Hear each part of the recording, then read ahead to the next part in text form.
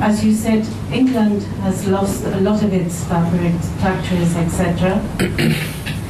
This is also something which should not happen to Jordan as such.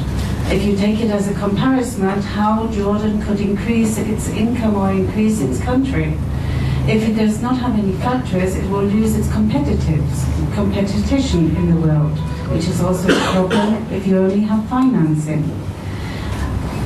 As in England, there's a lot of finance companies, etc., and if you look at the global situation, it has affected it a lot compared to their position now according to the EU, which is another point, but that's something completely different compared to education.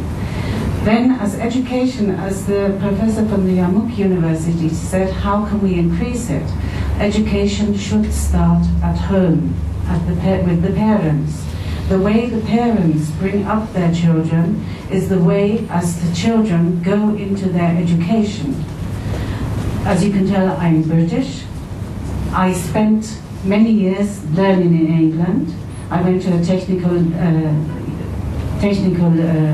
university, and then I went to Germany, where I had both sides of the vocational part, where I completed my studies.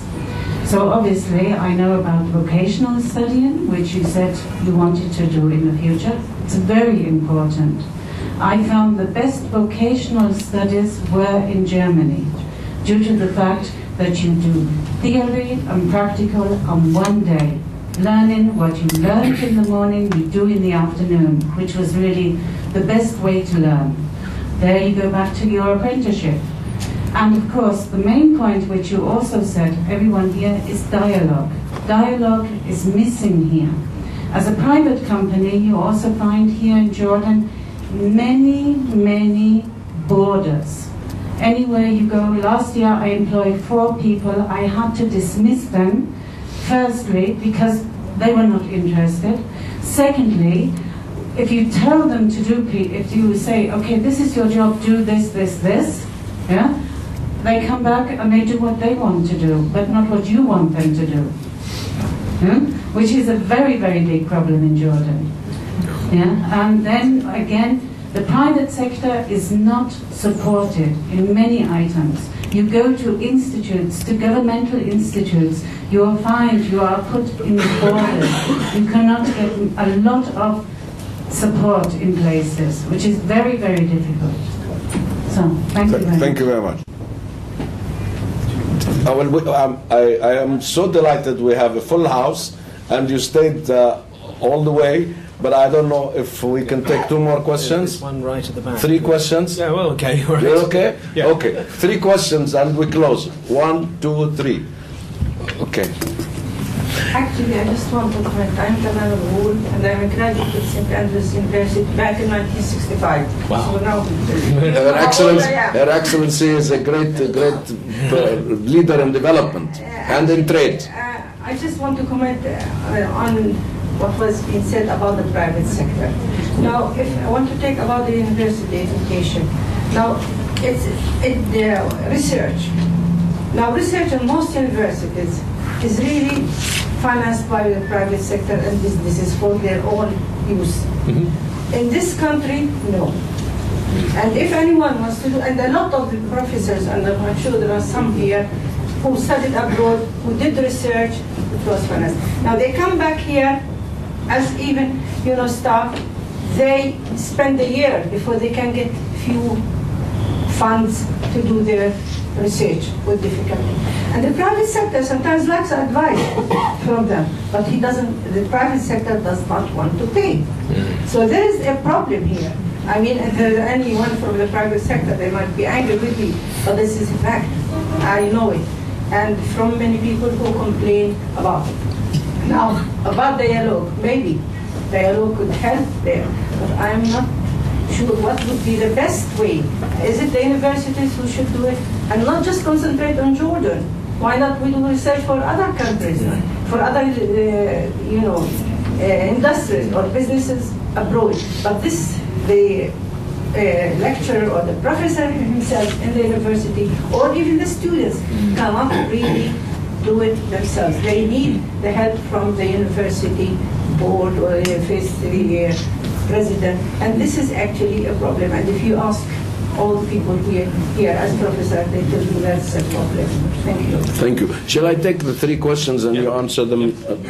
Dr. Zabalawi, Professor.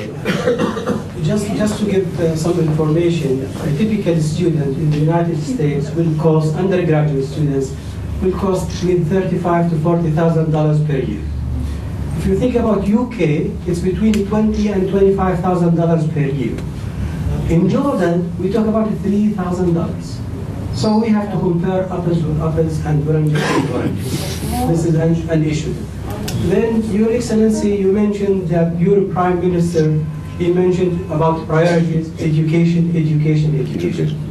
I would like, our decision makers in this country to hear this. Also, I was listening to the person in Turkey who was responsible for developing the budget of Turkey. And the first priority in Turkey, the first priority is education, the second is health, the third is the transportation, and the fourth is the army. Here, this is the priorities in Turkey. I don't know about Jordan. Honestly, I served as a Minister of Higher Education, and I don't know exactly what's the priority for this higher education sector among the other things in Jordan. Yeah. The third issue, when we talk about, in the Bologna process, I'm pretty sure you are aware of the Bologna process, which is, making the whole Europe as a one higher education area. So when they talk about, there is some sort of declaration in Sorbonne and other places in the world, they talk about lifelong learning process. Yeah. Now, there is a role for the universities to play in the lifelong learning process. However, there is a bigger role to play, by the private sector and the government. When he mentioned about that these skills and attributes and competencies of the graduates are changing at a very high pace, this means that after a few years or after 2 or 3 years, they have to go back to the universities. And those, they need to be supported by the private sector and by the government to go back to the universities to enhance and to reshape their competencies. Thank you very much.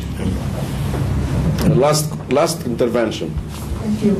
I'm Hadi, I'm a legal advisor in your group. I'm very honored to be one of your employees. One of our employees.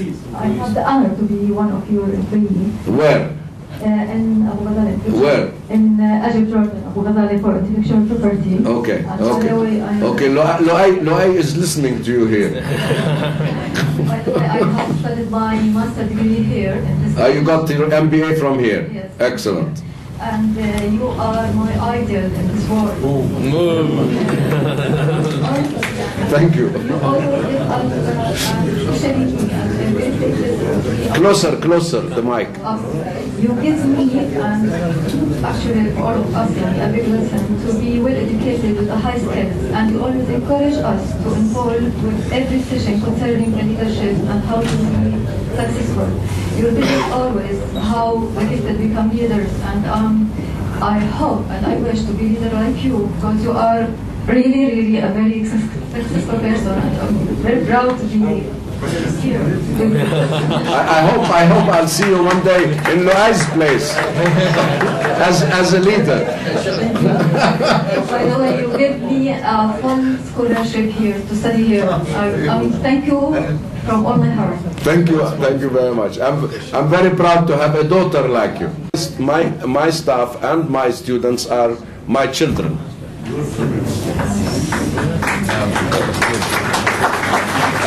Now yours. And I think there's only 2 points I took out of there which I'd like to comment on. First, you're absolutely right. I should have mentioned lifelong learning. And I learn a lesson myself from the fact that you've brought this up. It is a fundamental part of education. It's not just going to university and then getting a job. Everybody has to constantly be looking at their skills, whether they are in the same job or looking for a new job. Certainly within my organisation, we still devote a large amount of resources to training. But also the transition that we've gone through that I mentioned of closing down old industries has meant a lot of former coal miners and shipbuilders are now working in different industries and have found new, even not industries, but service industries as well. So that's right. The point about research, I mean, I looked at from the UK perspective. Of course, universities do an awful lot of research, and it's a great success of the European Framework Programme is that universities are required to work with each other. And there's a big debate every few years on the priorities for the European Framework Programme looking at research.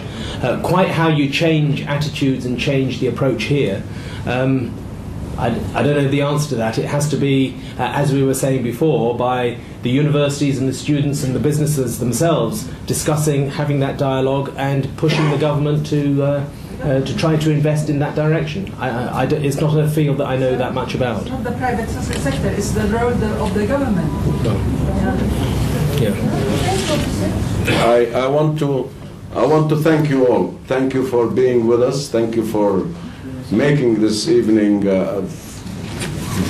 very dynamic and very conducive, and for the time you spent with us and the interventions you made. And I think we leave this meeting after having learned from Peter Millett, as he prefers to be called. He doesn't like to be excellence. He likes. He is such a personable person that he likes to be called Peter. So Peter, thank you very much. We're grateful to you and for your time and for your insights. And I personally have learned a lot from you, and I thank you.